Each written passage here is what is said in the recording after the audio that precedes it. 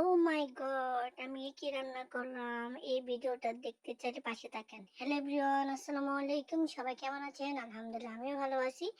তো হুট করে বসে আছি ভাবলাম আজকে আমি ডিম বার্গার রান্না করবো একদম ঘরোয়াভাবে।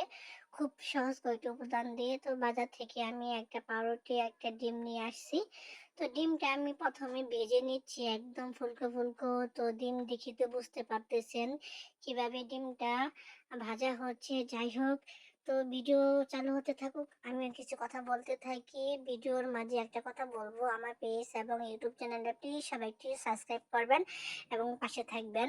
ইউটিউব চ্যানেলটাও ভালোভাবে দেখবেন, শেয়ার করে দিবেন। আমার পেজটাও সবার শেয়ার করবেন। যাই হোক, আমি ডিমটা ভেজে নিলাম। ওটা অফ ক্যামেরা আমি ৪ টুকরো করে নিয়েছি, যেহেতু ৪ পিস বার্গার করবো। ডিমের পরিমাণ খুবই কমই ছিল। তো এখানে আমি পিস পিস করে পাউরুটিগুলো একটু সেঁকে নিচ্ছি সামান্য পরিমাণ তেল দিয়ে। এখানে আপনার বাটার দিয়েও ভেজে নিতে পারেন, যেহেতু আমার বাটার নাই। সো আমি এখানে আর তেল দিয়ে ভেজে নিচ্ছি। এখানে একটু হালকা হালকা ভেজে নিতে হবে, দেখবেন যেন পুড়ে না যায়। যাই হোক, আমার একটু পড়ে গেছিলো, সো এখানে কিছু করার নাই। তারপর এখানে আমাকে সুন্দর করে ভেজে নিতে হচ্ছে। তো ভেজে নেওয়ার সময় লক্ষ্য রাখতে হবে চুলার পাওয়ারটা যেন মিডিয়াম আঁচ থাকে, একদম লো ভাবে দিতে হবে। বেশি পাওয়ার দিলে পরে আপনার জিনিসটা পুড়ে যাবে। যাই হোক, এখানে আমার ডিমগুলা ভাজা শেষ, বা পাউরুটিগুলো একটু একটু করে সুন্দর করে আমি কড়াই থেকে নামিয়ে নিচ্ছি। একটা পাউরুটি অলরেডি পুড়ে গেছে।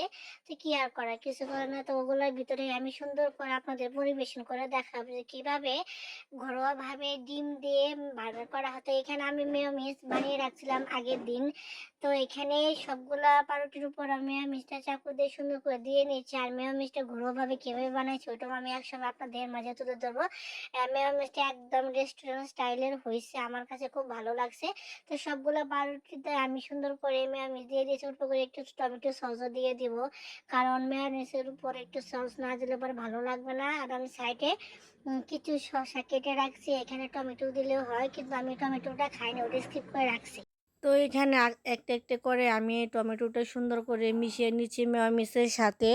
তো দেওয়ার পর এখানে আমি বাকি কাজগুলো কমপ্লিট তো এরপর আমি এই টমেটোগুলো দিয়ে সুন্দর করে মিশিয়ে নিলাম। এখন আমি ডিমগুলো দিয়ে দিচ্ছি, যেহেতু এখানে একটা ডিম দিয়ে আমি ৪ পিস পাউরুটি করবো। তার উপরে আমি শসা দিয়ে দিলাম। আর মেয়োনিজ যেগুলো একটু বাকি ছিল ওগুলো আমি দিয়ে নিচ্ছি। সুন্দরভাবে সবকিছু দিয়ে আপনাকে মিশিয়ে নিতে হবে। তো এইভাবেই আমি টমেটো দিয়ে, শসা দিয়ে এবং মেয়োনিজ দিয়ে এবং ডিম দিয়ে সুন্দর করে ঘরোয়াভাবে ডিম বার্গার করে ফেললাম। আপনারা চাইলে বাসায় একটু ট্রাই করতে পারবেন। আশা করি সবার কাছে ভালো লাগবে। আমার কাছে মাশাআল্লাহ অনেক ভালো লাগছে। ভিডিওটা দেখে সুন্দর করে একটা কমেন্ট করে যাবেন। বেশি, বেশি শেয়ার দিবেন, লাইক করবেন, কমেন্ট করবেন। আশা করি সবার ভালো লাগবে। এখন আমি রিভিউ দিব যে আমি খাওয়ার পর আসলে ইন্টারেস্টিংটা কেমন হয়েছে। যাই হোক, আমি সুন্দর করে খেয়ে নিচ্ছি। আপনারা ভিডিওটা সুন্দর করে দেখেন, এটা দেখেন খাওয়ার ভিডিওটা। তো ভিডিওটা শেষ করে দিলাম। সবাই ভালো থাকবেন। আসসালামু আলাইকুম।